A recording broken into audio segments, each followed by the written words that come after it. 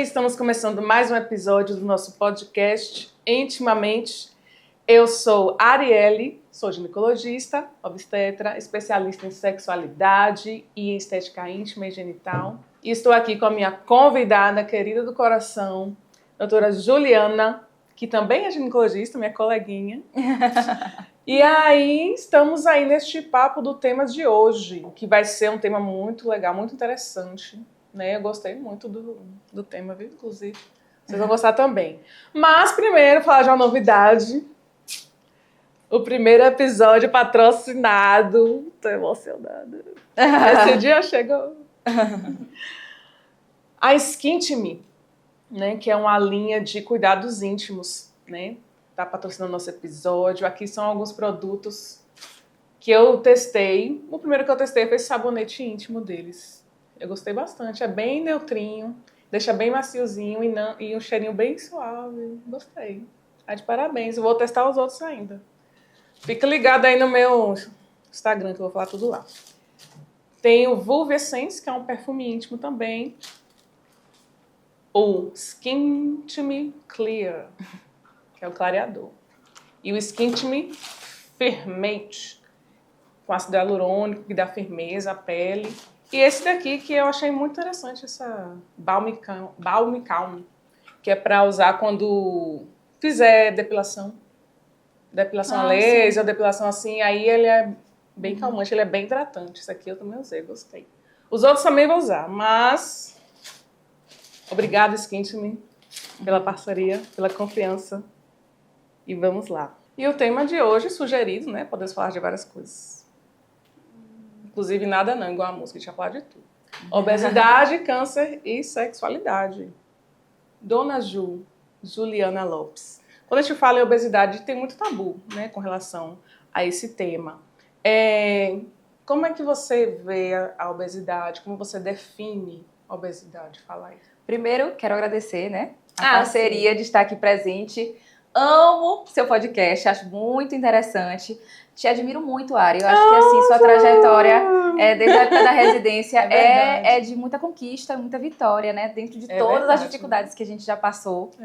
É bom ver que você trilha caminhos na saúde feminina com tanto carinho, sucesso e dedicação. Então, pra mim, daqui é um exemplo mesmo.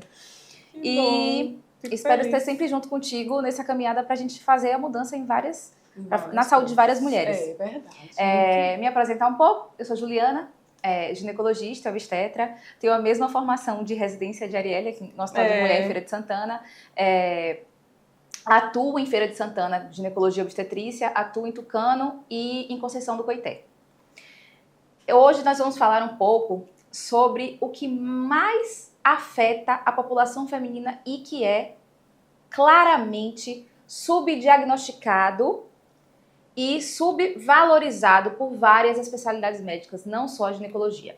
A obesidade está presente muito na saúde e interfere na maioria das doenças, das patologias relacionadas à saúde da mulher. Então, diante dessa pandemia em que vivemos, da obesidade, que leva a várias outras doenças, é cada vez mais importante a gente alertar a população sobre esse tema, sobre os cuidados e a relevância que tem a obesidade na saúde feminina. Então, definição clara do que é obesidade. Obesidade é o acúmulo ou excesso de gordura no organismo em que é calculado com base em algumas medidas, como circunferência abdominal e o cálculo do índice de massa corpórea, que varia de pessoa a pessoa. A gente tem que ver a altura e o peso dessa paciente e fazer o cálculo. Isso a gente vai conseguir classificar a paciente em eutrófica, ou seja, que tem um peso ideal, e a partir do sobrepeso, nós já temos que ter conduta ativa com esses pacientes, pois já trata-se de doença, obesidade grau 1, grau 2, grau 3, conforme os valores específicos desse cálculo de IMC. Muito bem. E você está falando sobre a saúde, né? A obesidade como saúde física, né? Sim. Com relação a vários fatores de risco para várias doenças. Diabetes, hipertensão, síndrome metabólica, ovário policístico e câncer. Endometriose. Endometriose, acho que é tudo, né?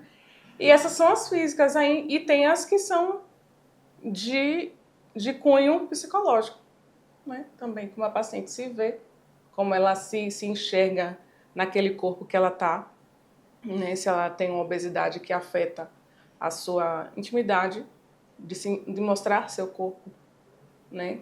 Seja na praia, enfim, ou até com a sua parceria sexual e sua autoestima. Essas coisas também são bastante importantes. Mas uma coisa não anula a outra. Eu acho que tá tudo aí interligado. Até porque a gente é um só, né? Corpo, mente. Não, a gente é um. Eu estava falando hoje com os residentes e com os internos, Ari, na parte acadêmica que eu atuo, que a mulher, a saúde feminina, ela tem que ser vista como um todo. Nós não somos só útero, Isso. né? A gente tem corpo, alma e mente, que é o conceito de saúde. Isso. Tudo está interligado. Então, assim, muitas pacientes, quando chegam no consultório para mim, acho que deve acontecer com você também, Sim. eu pergunto, você tem alguma doença? Não. Não tenho nenhuma doença. Ah, você faz uso de alguma medicação? Não. Eu falei, e você trata o que para tratar a sua obesidade? Você usa o que para tratar a sua obesidade? Na maioria das vezes, é uma paciente que tem um grau de obesidade, ou está no sobrepeso, ou tem algum grau de 1, 2, 3 de obesidade. Elas não referem obesidade como problema. E também não referem nenhum problema psíquico como problema. Elas não enxergam que isso são problemas e que merecem atenção, como você ter uma endometriose, como você ter um problema no cabelo, uma alergia. Sim. É doença, gente. A gente tem que desmistificar isso. O primeiro passo para tratar a obesidade é reconhecer que trata-se de uma doença e uma pandemia.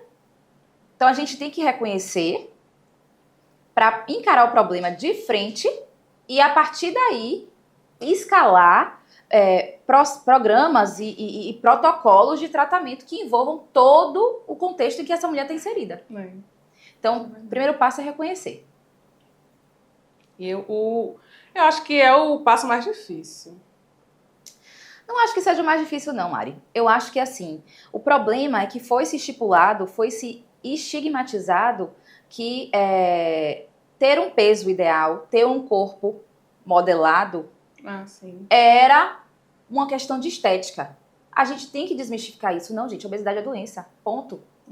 Entendeu? Então, assim, a gente não tem que buscar essa mulher perfeita, estigma da sociedade.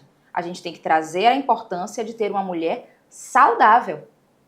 Uma mulher saudável não é porque ela quer somente ser desejada ou ter um corpo no padrão em que a sociedade estipula. É um padrão em que as taxas metabólicas dela trazem ela para a condição de melhor saúde. Não necessariamente ela pode ter aquele corpo escultural, mas que não tenham um peso que traga um acúmulo de gordura, né? Que traga riscos à saúde dela. Saúde cardiovascular, saúde metabólica, a questão de interferência direta na sexualidade. Então, todo esse contexto é encarar como problema e partir para a solução. Isso, muito bem. Hoje em dia a gente sabe que a obesidade gera inflamação crônica no nosso organismo, né? Que isso é o que faz os disruptores endócrinos, né? Tudo isso para poder desencadear outras coisas. Você fala um pouquinho, Júlia? Posso explicar. É um pouco técnico, mas eu espero que vocês entendam. A partir do momento em que a gente tem gordura abdominal, a gente tem um processo em que nós temos no nosso organismo receptores celulares para o funcionamento dos hormônios e de muitas substâncias da cadeia toda de funcionamento energético metabólico do nosso organismo. Quando a gente tem a gordura inserida no nosso abdômen, ali na região abdominal, a gente já tem um funcionamento desses receptores comprometidos.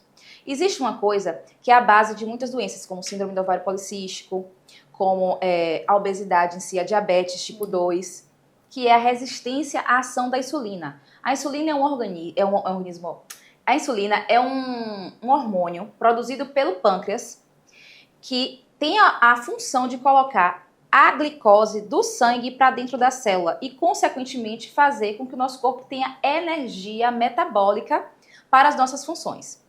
Quando a gente tem algo que atrapalha a função desse hormônio insulina, a gente tem um hiperfuncionamento e hiperprodução desse hormônio. Nosso corpo entende o quê? Pronto. Se eu não tá funcionando, não deve estar produzindo direito, então eu vou produzir mais. Consequentemente, a gente força o nosso pâncreas a funcionar mais. Não significa dizer que nós vamos ter mais glicose dentro da célula. Continuamos com glicose no sangue. Isso gera processo inflamatório. Outra via, intestino. A base da nossas doenças autoimunes, a base da nossa inflamação no organismo está no intestino. Um intestino que a gente chama de intestino vazado, um intestino que não tem as suas células bem juntas, faz com que muitos dos nossos nutrientes percam. Muita paciente chega da gente, doutora, mas eu tenho um intestino ótimo. Eu vou no banheiro de 2 em 2 dias. Eu falei, mas você tem constipação? Você tem aquele abdômen distendido? Ou dificuldade. Ou dificuldade de ir? De vez em quando, doutora, eu tenho muitas gases. Já Consequentemente, que o intestino hoje se fala que é o segundo cérebro, né? O segundo cérebro. Você sabia que 90% da nossa serotonina é produzida no intestino, no trato gastrointestinal? Então, se a gente fica só indo atrás do problema de tratar a consequência e não a causa, a gente usa muito antidepressivo, tricíclico, a gente usa muita medicação para tratar a ansiedade, para tratar a depressão. E muitas vezes nós estamos enfesadas. Enfesada.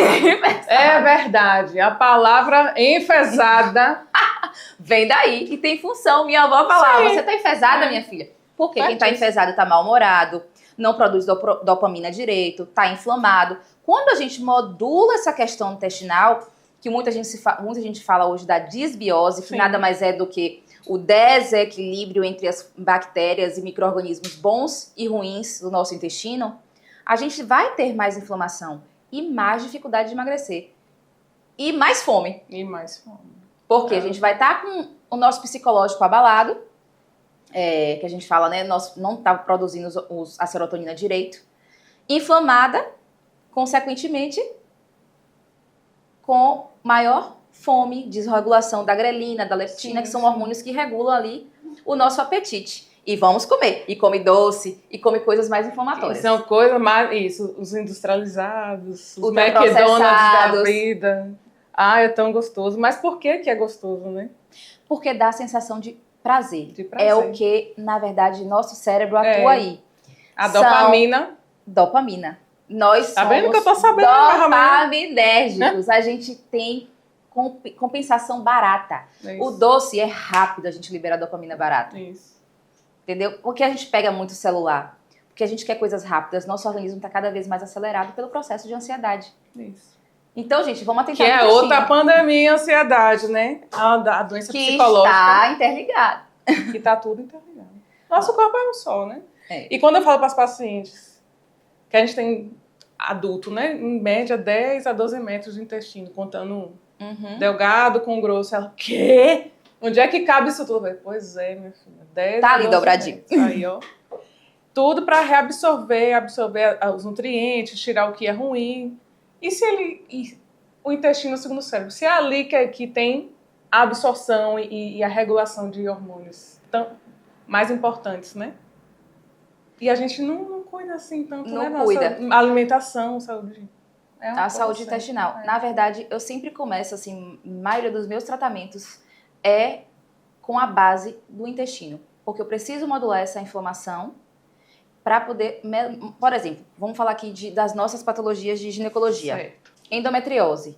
Endometriose é uma doença inflamatória crônica, né? A síndrome do ovário policístico também é uma doença. E endometriose tem um cunho de doença autoimune, que muitas das vezes está interligada com doenças da tireoide, que são doenças autoimunes.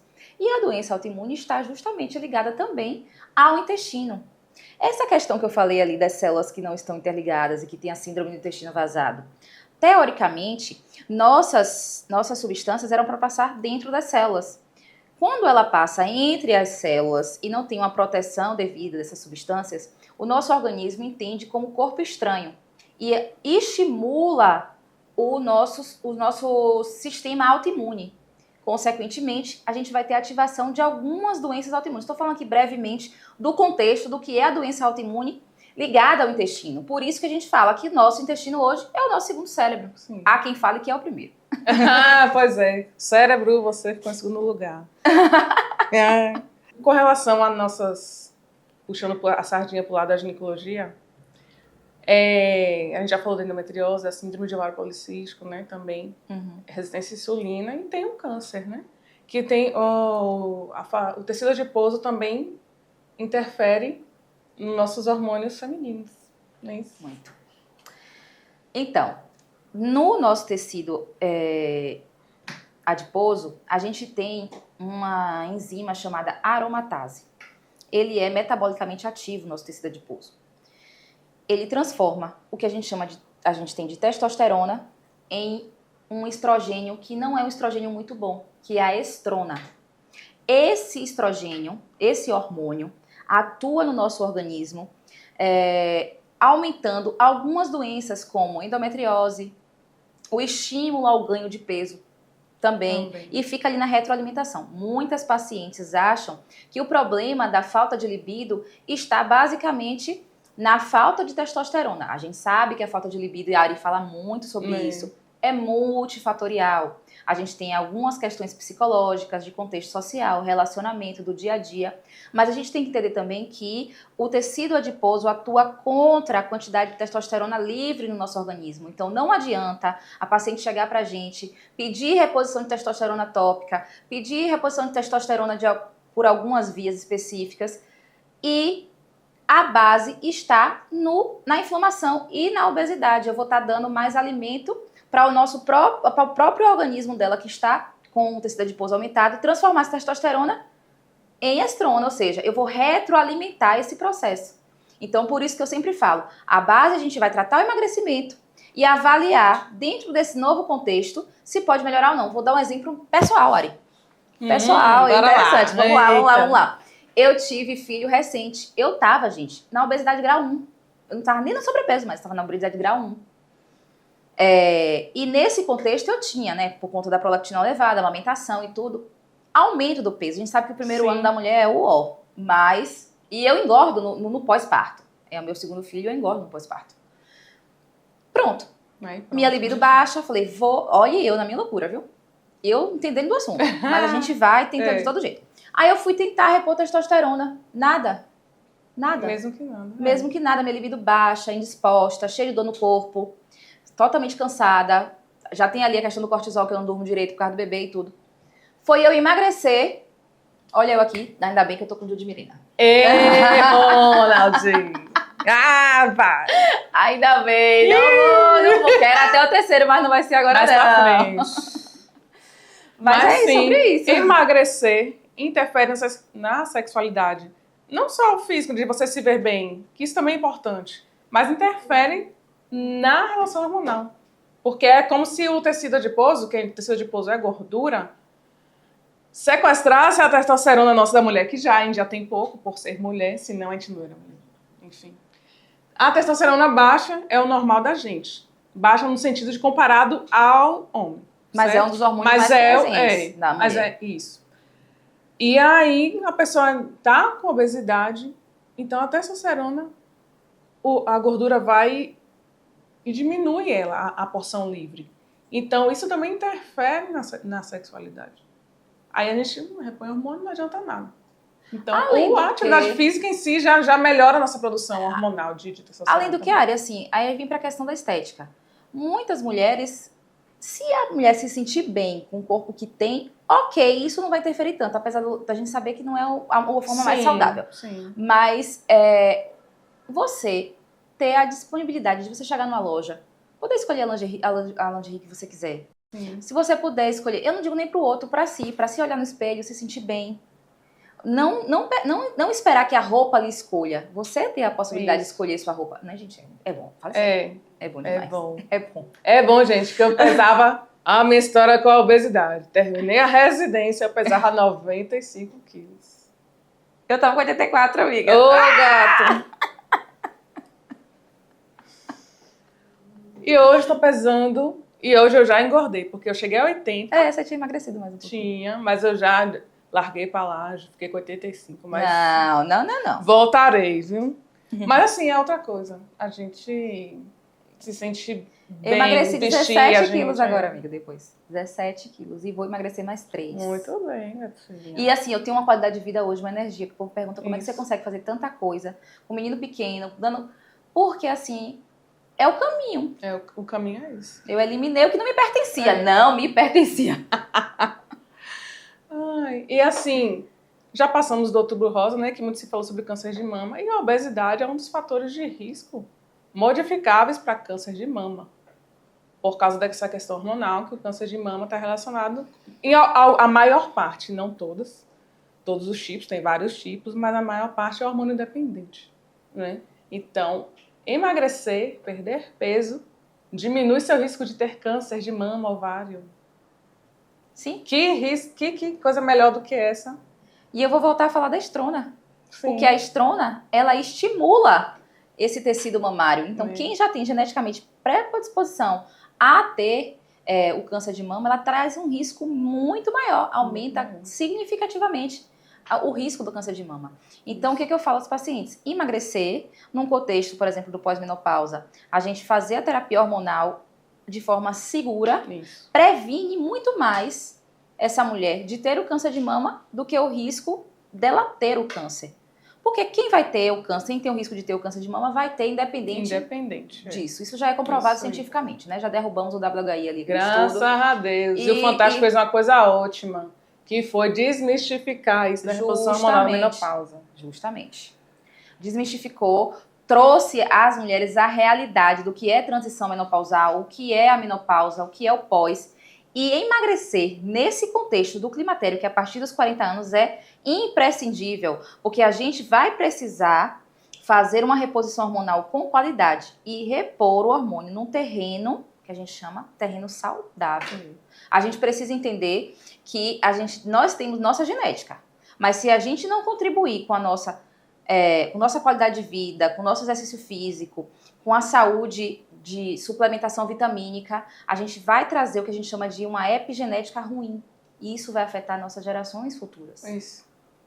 A gente tem uma genética dos nossos antepassados, mas a gente tem a capacidade de atuar modificando essa genética ativamente.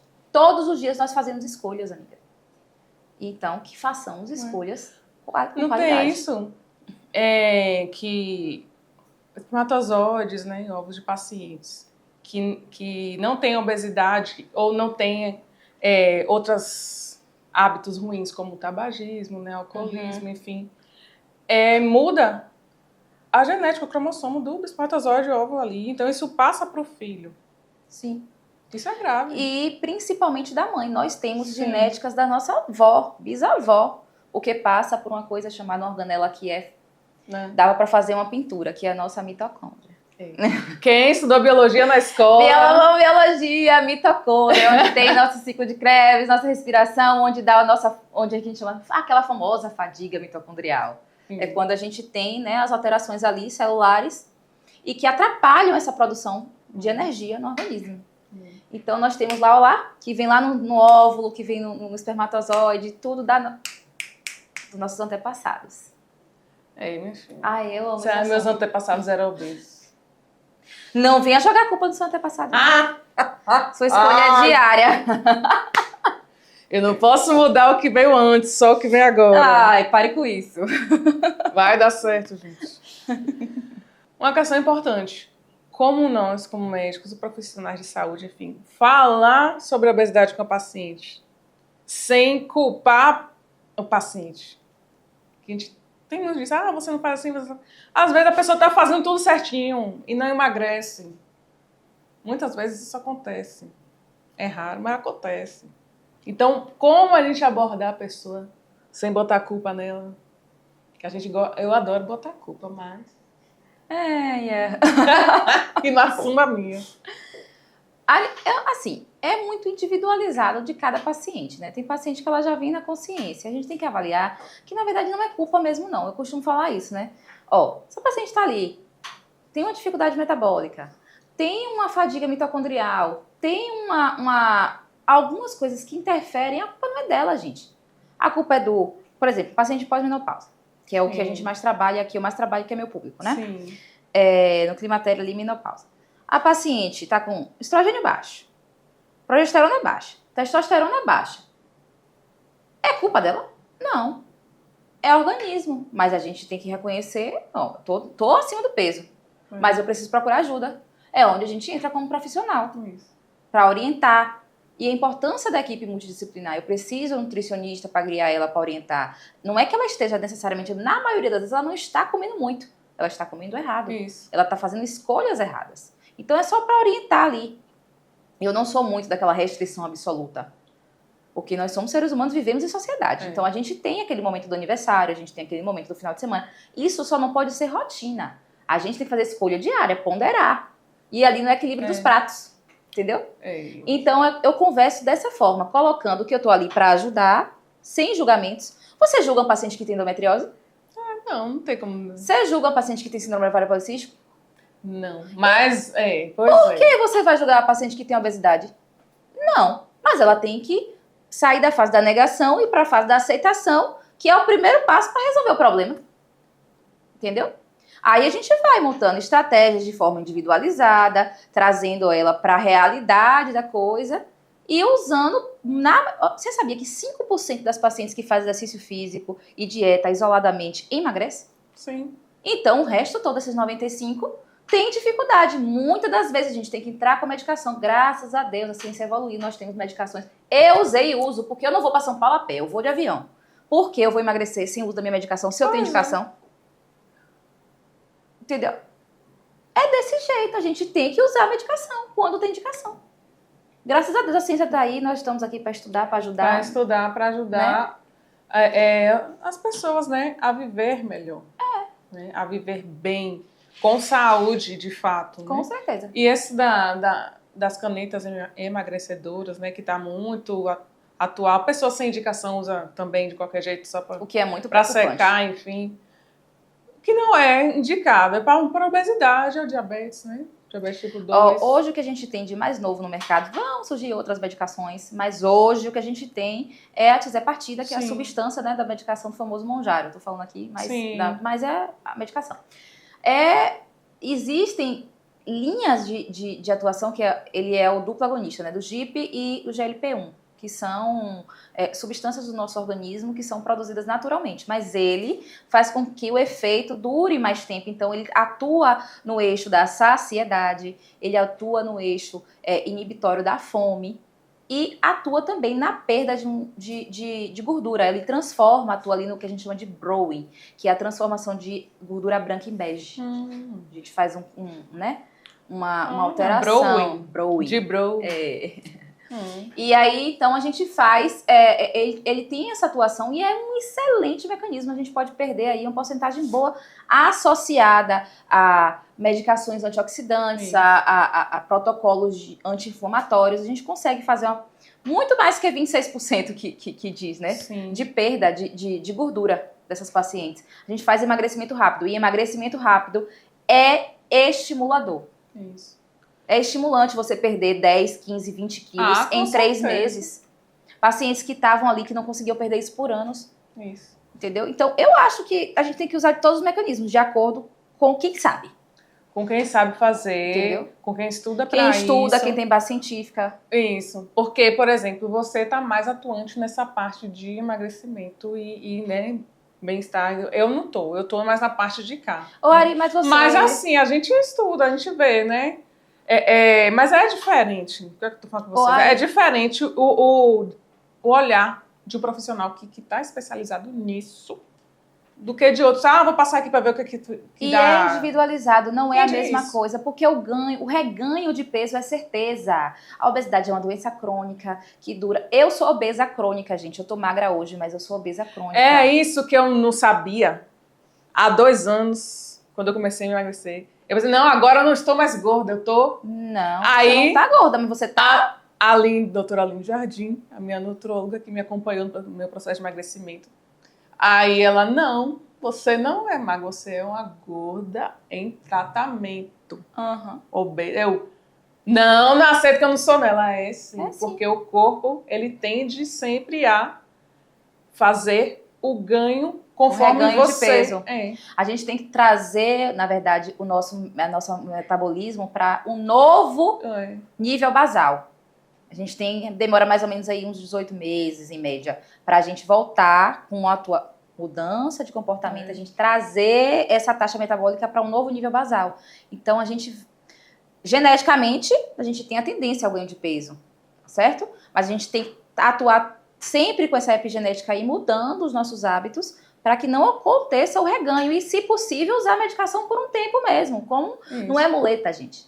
É só uma ponte. A gente precisa usar ferramentas. Porque como a obesidade é uma doença crônica, quer dizer, ela dura muito tempo. Mesmo que a gente faça o tratamento, mas a obesidade, a gente sai do risco, né? Tudo fica com um peso mais adequado, mas a obesidade, ela está sendo tratada ali. A gente está com aquele peso melhor porque a gente está tratando a nossa obesidade. A gente não deixa de ser. Eu fiquei passada. Eu sou obesa e falo mesmo, sou obesa, mas eu me cuido, eu me trato e não vou voltar a ter o peso ruim. Com fé em Deus. Muito em mim, bem. das minhas escolhas.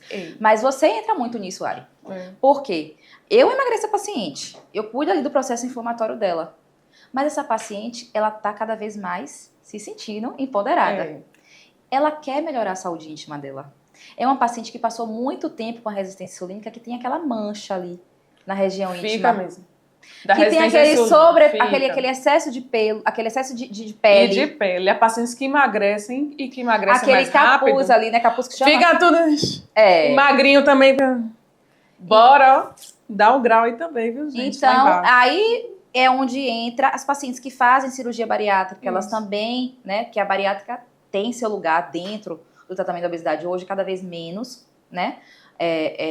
A gente atua de forma mais intervencionista, mas existe aqueles pacientes que têm indicação de bariátrica. Sim. Né? Então, a estética íntima entra diretamente nessas pacientes. E também não adianta, a gente sabe que tem o que aqui? Clareador, né? Tem um clareadorzinho. Clareador, mas não adianta nada você estar com a resistência insulínica lá em cima, aquela gordura altíssima, e chegar para a Ari, eu quero que você clareie aqui.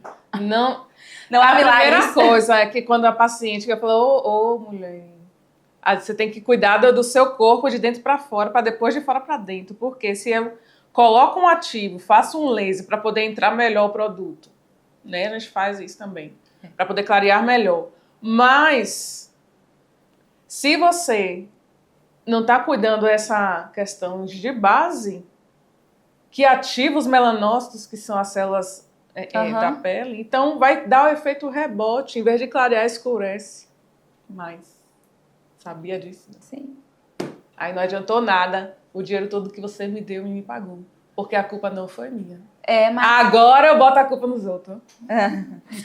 Mas isso falando sério, mas verdade. A doutora Ari sai de ruim ainda, viu? Que fez todo o processo e não prestou. Mas se a pessoa não muda os hábitos. Isso é assim mesmo. Essa é a coparticipação que eu falo. Olha, a gente vai emagrecer. A gente vai tratar aqui sua endometriose, sua síndrome do ovário policístico, suas questões de dores pélvicas, seu sangramento anormal, aquelas questões de ginecologia que a gente trata todo dia. Mas se não tiver a participação da paciente, se não tiver a colaboração e ela entender que ela é peça-chave, fundamental e atuante diariamente, eu não vou estar na casa de ninguém. Dizendo, coma isso, não coma isso. Vai fazer exercício hoje? Não vai? Não. Isso aí é uma escolha individual de cada um no dia a dia. E não é fácil mudar hábitos de vida. Precisa mudar a mente, né, amiga? Mas é possível. É possível, sim. Não é fácil, mas é possível. Façam escolhas. Treine seu cérebro, que tá ali o tempo todo pra lhe burlar. Você treina ele e ele melhora. Esse negócio de treinar o cérebro, enfim. Amiga. Treinar. Ai, meu cérebro, não tô treinando. Falando em... que você tinha falado, eu tava aqui lembrando na hora, quando você falou, né? Eu mesmo. Falei, eu tenho várias coisas. Não. Você tem? Eu tenho, amiga, tenho endometriose, adenomiose, já tive cesárea 2 vezes, ou seja, sou aquele compêndio da ginecologia. Eu nasci um bebê gordinho. Pesei 4,2 kg. Eu com 4,200. Aí, a tendência já tá daí. Mas minha mãe falou que não teve diabetes gestacional. Então não vamos falar sobre isso, né? Mas ela teve sim, né? Teve. 4,200 eu nasci, amiga. Então, assim, minha genética, as mitocôndrias todas vieram pra mim. Já nasceu assim. Mas eu não culpo, não. Eu dou um jeito nela. Vamos mudar a nossa epigenética. Pra gente já ficar idosinhas saudáveis. Sim, E longevidade. com tudo em cima. Aham. Viu? Certo. Estou com obesidade. Estou querendo emagrecer, perder peso para ficar melhor, mais saudável. O que é que eu faço primeiro, doutora? Primeiro, vamos fazer uma cronologia aqui. Primeiro, Vai. consciência. Identifiquei o problema. Vou procurar o profissional especializado para isto. Procurei o médico. Não adianta você ficar tomando medicação por conta própria, que a gente já sabe que vai ter reganho de peso, que não vai ter o aproveitamento necessário daquela medicação. Pode perder peso, sim, e perde, porque a medicação faz perder peso, mas é muito arriscado e pode até ser muito mais caro. Então, caro em vários aspectos, não só financeiro. Então, reconheceu, foi no profissional, a gente vai fazer a base ali. Eu costumo fazer uma investigação toda dessa paciente, faço os exames, vejo as questões de doença que essa paciente tem e a gente vai traçar o plano terapêutico dessa paciente, que envolve todo o contexto dela psicológico, né? A questão das medicações a gente introduz quando necessário. Essa paciente vai ter que fazer um acompanhamento nutricional direto. Muitas das vezes eu faço o acompanhamento com a nutricionista também, para a gente ter um diálogo, a gente chegar num acordo ali de qual estratégia usar em cada momento, porque tem isso também, né? Muda a estratégia nutricional conforme a perda de peso. A gente tem que lembrar que essas medicações, elas trazem sim discreta perda de massa muscular. Então é importante que a gente faça musculação para a gente fazer o nosso banco de músculo e acelerar o nosso metabolismo para ajudar no ganho de peso, na perda de peso. E olha que eu não acreditava em nutricionista, minha filha. Pobre dos colegas nutricionistas. E eu falo isso pro meu nutricionista, Gabriel. Lá me assistir, Gabriel. Mas eu já falei isso pra ele, que eu não acreditava. Até o dia que eu falei, não. Já tentei de tudo. E ó que sou médica, gente. Ó que vergonha. Já tentei de tudo. Vou... Porque a gente acha que a gente resolve tudo, olha. A gente acha que Minha resolve filha, quando ele fez o programa alimentar, que eu não passei fome primeiro, comi bem, assim, no sentido de quantidade de me saciar. Uhum. E emagreci. Eu falei... Sim. Passada. Porque é a questão das escolhas. Eu falei... Claro que não ia ter lasanha, pizza, essas coisas. Né? Muito. Mas não passei fome. Porque, eu vou passar fome, não sei o que. Não é. Por quê? Você fez a Não regulação da grelina e leptina, ou seja, melhorou seu intestino ali, trouxe uma questão de controle da desbiose. Então, você faz um controle maior da saciedade. Você passa a comer alimentos corretos. Se você diminui o doce, você diminui a ansiedade. Se você diminui o carboidrato que vira açúcar, você diminui a ansiedade. Então, se você come nas horas certas, você dorme melhor, regula o cortisol, que inclusive o cortisol tem efeito direto na cascata de hormônio sexual. Então, muitas das vezes, a paciente que não está dormindo bem altera o cortisol, altera a libido. Altera. Então, aí você vai botar testosterona pra ela? Pode dar um banho de testosterona, não vai adiantar. Pode dar o banho, botar banhada no balde. Não vai ser a testosterona extra que vai melhorar a libido dela. A gente tem que ir pra base. Doutora, esse negócio de terapia, de momento de vida, de qualidade de vida, cansa. Aí vai indo no modo automático. Pananã, do jeito que vai, Deus quiser. Pananã. Mas não é pra viver? É pra viver ou pra sobreviver? É uma guerra. A gente tem que aproveitar o processo. Difícil fazer isso, gente. Mas não é tem que fazer. Não, mas... A gente cada tem que dia bons e ruins, vez, mas é a questão de conscientizar. Isso aí é. É muito difícil a gente parar o nosso modo de vida do momento e mudar alguma coisa, porque o nosso cérebro, né? Ele fica acostumado com o hábito que a gente faz. É muito difícil. Mas assim, eu comia muito McDonald's, eu comia muito sorvete, comia muita bobagem, constipada, estressada. A minha ansiedade também, aí vivia mais. Aí depois que eu passei, eu falei, não, eu tenho que me livrar disso. Aí perdi peso só com alimentação melhor. Eu já perdi uns 5 quilos só com alimentação melhor, sem fazer atividade física. Quando eu finalmente comecei a atividade física, a disposição melhora. Sim. Eu não acreditava em musculação também. Pasmem. Oh, doutora, meu Deus, pois é, gata. Como todo mundo não acredita. Meus pacientes chegam pra mim, doutora, não acredito nisso não. Porque eu era assim, eu sei, gata, eu era assim também. Desse jeito. Mas agora eu acredito, meu filho. Porque a alimentação e a atividade física, musculação, que eu odeio fazer. Mas eu faço na força do ódio. Mas eu faço. Tento ser regular? Tento. Sou? Não. Mas eu estou num passo de cada vez, né? Cada dia é um dia depois do outro. Mas assim, eu estou bem melhor hoje do que eu era há um tempo atrás. A gente também tem outra questão de vida, né, meu filho? Outra questão de vida. Hoje eu estou aqui no meu podcast falando para vocês sobre essas coisas. Coisas que eu não podia fazer antes, agora eu posso fazer. A gente também tem uma responsabilidade social. A gente tem como cuidar de mulheres, a gente tem que ser exemplo. Então, isso intrinsecamente, a gente traz essa responsabilidade. Eu gosto de acordar de manhã, ir pra academia. Tenho vontade de ficar na cama? Tenho vontade de ficar na cama. A nossa mente vai lutar contra, entendeu? Mas Ronald mesmo vai pra academia. Ronald é meu esposo, gente. Ele vai pra academia na minha frente, eu fico na cama mais 20 minutos. Eu chego depois na academia, não tem problema também. Eu falo, meu horário é esse, entendeu? E tá tudo certo. Mas eu vou, quando dá eu vou, entendeu?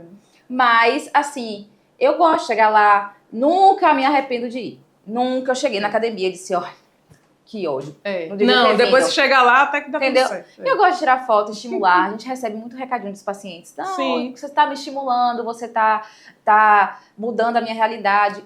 A gente tá aqui para se unir mesmo, como tribo, né? A gente tem que se reunir e mudar essa realidade. Uma pega na mão da outra e ninguém larga. A sororidade aí, bora, gente, fazer atividade física. Ai... E com relação a os exames também, né? Tem que estar em dia com as suas rotinas de exames laboratoriais, os exames da mulher preventivos, os exames para saber como está a saúde. Porque a gente também, eu vou e pensa que vai ser assim, A gente tem o costume de dizer que vai no ginecologista uma vez no ano, mas o preventivo, até o momento, a gente está fazendo uma vez no ano, porque pode ser que mude algumas coisas por aí. Mas, exame para ver nutrientes, para ver questão de vitaminas, níveis hormonais. Um ano eu acho muito. Entendeu? Ainda mais se tá agindo com a medicação comum, como as medicações para emagrecer. Não, aí o protocolo aí para emagrecer é menos, é bem menos. Mas eu tô falando na rotina normal, mesmo, nossa. Pelo menos assim, uma vez a cada semestre, no mínimo uma vez ao ano, ok.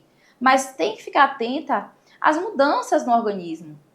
O nosso corpo, poxa, será que eu tô com a vitamina D baixa? Gente, quem tem doença autoimune, por exemplo, precisa ter ali a vitamina D entre 60 a 80, a 100. Melhor ainda se for de 80 a 100, que é o que preconiza, né, as sociedades de endocrinologia. Por quê? É uma doença autoimune, a vitamina D tá ali atuante. Que a gente sabe que ela não é só uma vitamina, né? Ela é tem um hormônio D. Que está interligado também com a questão do sono, quando a gente produz melatonina de forma correta, que está relacionado também à fertilidade. Muito importante também. Muito importante. Na questão da ovulação de qualidade. A questão da perda óssea, da redução da perda óssea, da atuação dos osteoclastos, osteoblastos. Então, mais uma vez, tudo interligado. Tudo interligado, a gente é um só. Né? Ai, esse papo tá bom, gente. Mas vou terminar, senão o povo vai passar o vídeo e não vai assistir o final. Bora lá, Ju. Mensagem final para as nossas coleguinhas que estão assistindo. Fala aí, uma mensagem. Todo mundo tem uma essência que te torna única. Então, mulher, se observe, se valorize, se priorize para que possa cuidar do outro, que é a nossa rotina, com maior consciência e qualidade. Faça suas escolhas diárias de forma mais consciente. Eu, doutora Juliana, a Ari, que me convidou com muito carinho para estar aqui, viemos nesse podcast te trazer a consciência de que a obesidade é sim uma doença, tem tratamento cada vez mais qualificado e profissionais qualificados também para te ajudar nesse processo. Para mim não foi impossível, certo? Para você também não vai ser. Então, dentro desse contexto, vamos se ajudar e vamos viver de uma forma com mais qualidade. Clap, clap. Obrigada, Ju, pela sua participação. Fala aí as suas redes. Então, para quem não me segue, eu sou doutora Juliana. Estou no Instagram com DRA_Juliana Lopes Rocha. Muito bem. Segue aí. Curte, comenta. No Facebook também. Muito bem, gatinha. Se você gostou do nosso episódio, gostou da nossa conversa, né? Comenta aí. Gostei, eu também quero emagrecer. Bestagem. Conversa aí, ó. Os locais de atendimento. Eu atendo aqui em Feira. É verdade. Lá no Instagram eu tenho na Vitales, na Santa Emília. Atendo em Coité, Conceição do Coité. Certo. Lá na Clínica Humanas. E em Tucano, já tem um tempinho que eu atendo lá, na Clínica Vitamed. São esses 3 locais de atendimento. E online também. Online, teleconsulta tá aí pra isso. Teleconsulta. E vamos viver com mais qualidade, mais e melhor. Beijo, gente. Até a próxima. Obrigada, Skint Me. Beijo.